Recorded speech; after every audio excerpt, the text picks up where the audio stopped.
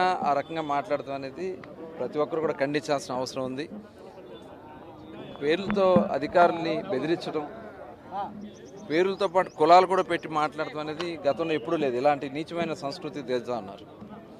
ఇది చాలా దురదృష్టకరమైనటువంటి విషయం. ఎందుకంటే ఇవాళ కులాలకి ఏం సంబంధం ఉంది? అధికారులు వాళ్ళ పనులు వాళ్ళు చేస్తారు, యాజ్ పర్ రూల్స్ చేస్తారు, కోర్ట్ డైరెక్షన్స్ ఉంటాయి. వాళ్ళని బెదిరించే కార్యక్రమాలు చేయడానికి ఇవాళ వైఎస్ఆర్ పార్టీ దిగజారుతూ ఉంది. ఇవన్నీ కూడా మేము ఎట్టి పరిస్థితుల్లో ఉపేక్షించే సమస్య లేదు. ఇవాళ ఇంకా చాలా సమస్యలు ఉన్నాయి ఈ రాష్ట్రంలో. ఇవాళ అమరావతి చట్టబద్ధత చేయగలిగాం. యావత్ భారతదేశంలో ఉన్నటువంటి అన్ని వర్గాలు, అన్ని పక్షాలు పార్లమెంట్లో ఏకగ్రీవంగా ఆమోదిస్తే వాకౌట్ చేసి వెళ్ళిపోయినటువంటి ఒక దుర్మార్గమైనటువంటి వ్యక్తి జగన్మోహన్ రెడ్డి, వైఎస్ఆర్ పార్టీ. అలాగే రాజ్యసభలో కూడా మరి ఏం మాట్లాడుతున్నారో వారికే తెలియట్లే.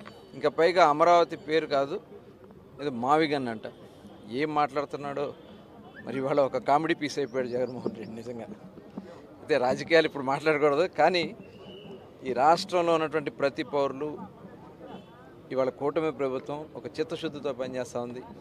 అన్ని ప్రాంతాలను కూడా అభివృద్ధి చేస్తున్నాం. ఇప్పుడు ఉత్తరాంధ్ర ఉంది, ఉత్తరాంధ్ర సుజల స్రవంతి ప్రాజెక్టు కానీ, అక్కడ కావాల్సినటువంటి ఇండస్ట్రీస్ కానీ, భోగాపురం ఎయిర్పోర్ట్ కానీ, అలాగే ఆర్సెలర్ మెట్టల్ కానీ, డేటా సెంటర్ కానీ, ఇవన్నీ వస్తాయి.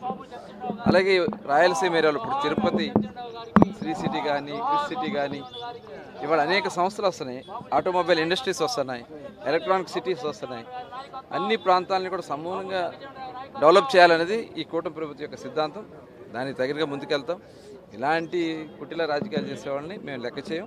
మా పని మనం చేసుకుని ముందుకెళ్తాం. అధికారులకి అండగా మేము నింటాం.